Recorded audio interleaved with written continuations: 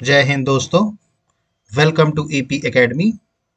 आज हम लोग फैक्ट बेस्ड जीके की लेक्चर को कंटिन्यू करेंगे और आज हम लोग देखेंगे administrative and legislative reforms before 1857 में चार्टर एक्ट 1793।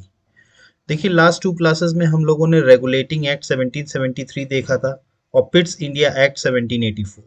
आज हम देखेंगे उसके बाद फर्दर ब्रिटिश गवर्नमेंट ने एक एक्ट पास किया था, that is charter act of 1793। अब इसमें क्या क्या इंपॉर्टेंट फीचर्स थे इसको हम देखते हैं। So let's start with the charter act of 1793। Charter act of 1793 की बात अगर हम करें तो इसमें जो सबसे पहला फीचर्स दिया था, that is it extended the overriding power given to Lord Cornwallis over his council to all future governor generals and governors of presidencies। देखिए, मैंने आपको बताया था कि रेगुलेटिंग एक्ट 1773 में जो गवर्नर थे बंगाल के, उनको गवर्नर जनरल ऑफ बंगाल बना दिया गया था और उनको एक 4 मेंबर की एग्जीक्यूटिव काउंसिल दी गई थी टू असिस्ट गवर्नर जनरल। तो उस टाइम पर जब ये एक्ट बनाया गया था तो उस टाइम अगर कोई भी डिसीजन लेना होता था तो मेजॉरिटी वोट से लिया जाता था। लेकिन उसके बाद धीरे धीरे लॉर्ड कॉर्नवालिस के आने के बाद लॉर्ड कॉर्नवालिस ने ये डिमांड करी कि they should be given an overriding power, मतलब अपनी काउंसिल्स में एक ओवर राइडिंग पावर का अधिकार जो है वो गवर्नर जनरल के पास होना चाहिए।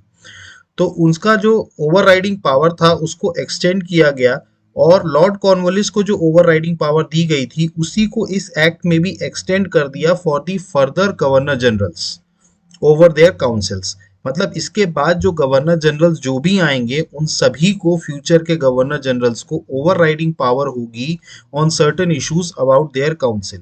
और इसके अलावा गवर्नर्स जो प्रेसिडेंसीज में जो गवर्नर्स थे उनको भी ओवर राइडिंग पावर दी गई अपनी काउंसिल्स में। नेक्स्ट अगर हम बात करें तो यहाँ पर इस एक्ट के थ्रू गवर्नर जनरल को ज्यादा पावर दी गई और कंट्रोल दिया गया over the government of subordinate presidencies of Bombay and Madras. देखिए, मैंने आपको बताया था कि रेगुलेटिंग एक्ट 1773 में जब गवर्नर जनरल बनाया गया बंगाल का, तो उस टाइम पर जो बॉम्बे और मद्रास प्रेसिडेंसी के जो गवर्नर थे उनको सबऑर्डिनेट बना दिया गया था। तो इसमें क्या किया गया, इसमें गवर्नर जनरल को और ज्यादा पावर और कंट्रोल दे दिया गया over the presidencies of Bombay and Madras.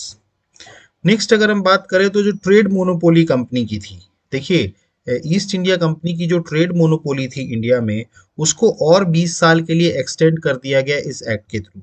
मतलब इस एक्ट के थ्रू ट्रेड मोनोपोली का मतलब ये होता है कि इस एरिया में सिर्फ ईस्ट इंडिया कंपनी ही बिजनेस कर सकती है, इसके अलावा और कोई कंपनी बिजनेस नहीं कर सकती।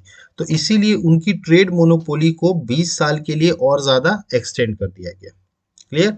नेक्स्ट अगर हम बात करें, it provided that the commander in chief was not to be a member of the governor general council unless he was so appointed। देखिए, जो कमांडर इन चीफ होता था, ठीक है, वो बेसिकली गवर्नर जनरल की जो काउंसिल होती थी उसका मेंबर नहीं होगा। इस एक्ट के थ्रू ये कहा गया कि जो कमांडर इन चीफ होता है वो गवर्नर जनरल काउंसिल का मेंबर नहीं होगा जब तक कि उसको अपॉइंट न किया जाए, unless he was so appointed. Clear. और इसके अलावा it laid down that the members of the board of controls and their staff were henceforth to be paid out of the Indian revenues. देखिए, मैंने आपको बताया था कि पिट्स इंडिया एक्ट 1784 के तहत कंपनी के एडमिनिस्ट्रेटिव फंक्शंस, पॉलिटिकल फंक्शंस और कमर्शियल फंक्शंस को अलग अलग किया गया। कॉमर्शियल फंक्शंस की जिम्मेदारी कोर्ट ऑफ डायरेक्टर्स को दी गई थी और एक नई बॉडी बनाई गई, बोर्ड ऑफ कंट्रोल, जो कि किसके पॉलिटिकल अफेयर्स को, कंपनी के पॉलिटिकल अफेयर्स को मैनेज करेगी या कंट्रोल करेगी। तो इस एक्ट के थ्रू वो बोर्ड ऑफ कंट्रोल जो नई बॉडी बनाई गई थी और उसके स्टाफ का जो भी खर्चा होगा, मतलब उनको जो भी सैलरीज या एक्सपेंसेस दिए जाएंगे, वो सब इंडियन रेवेन्यू से ही पेड ऑफ होंगे। मतलब ब्रिटिश गवर्नमेंट, मतलब ब्रिटिश उससे जो भी वहां से जो रेवेन्यू जनरेट होगा उससे कोई पेमेंट नहीं होगा, बल्कि उनको इंडिया से ही जो रेवेन्यू जनरेट किया जाएगा उसी से पेमेंट किया जाएगा to the members of the board of controls and their staff. Clear.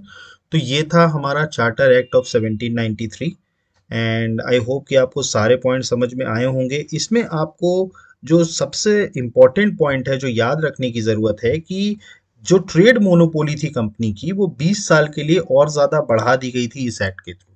तो आपको ये याद रखना है कि चार्टर एक्ट ऑफ 1793 में जो ट्रेड मोनोपोली थी कंपनी की, उसको 20 ईयर्स के लिए एक्सटेंड कर दिया गया था। इसके अलावा जो बोर्ड ऑफ कंट्रोल्स और उनका जो स्टाफ था, उनके सैलरीज और उनके अलाउंसेस का पैसा कहाँ से जाना था? अब इंडियन रेवेन्यू से। क्लियर? और ओवर राइडिंग पावर भी गवर्नर फॉर फ्यूचर के जितने भी गवर्नर जनरल्स थे, सबको ओवर राइडिंग पावर दे दी गई थी ओवर दी देयर काउंसिल्स। तो आई होप कि आपको समझ में आया चार्टर एक्ट ऑफ 1793। और यहाँ पर आज हम अपनी क्लास को स्टॉप कर रहे हैं। कल हम लोग फर्दर नेक्स्ट एडमिनिस्ट्रेटिव या लेजिस्लेटिव रिफॉर्म्स के नए एक्ट के बारे में पढ़ेंगे और उसके बारे में फिर हम आगे कंटिन्यू करेंगे। एंड गाइस, अगर आपको हमारा क्लास पसंद आ रहा है तो प्लीज़ हमारे चैनल को लाइक कीजिए, सब्सक्राइब कीजिए और मैक्सिमम से मैक्सिमम शेयर कीजिए। और प्लीज़ बेल आइकन पे क्लिक करिए ताकि आपको वीडियोस के नोटिफिकेशन जल्दी से जल्दी मिल सकें। And guys, thank you, have a good day, जय हिंद, नमस्कार।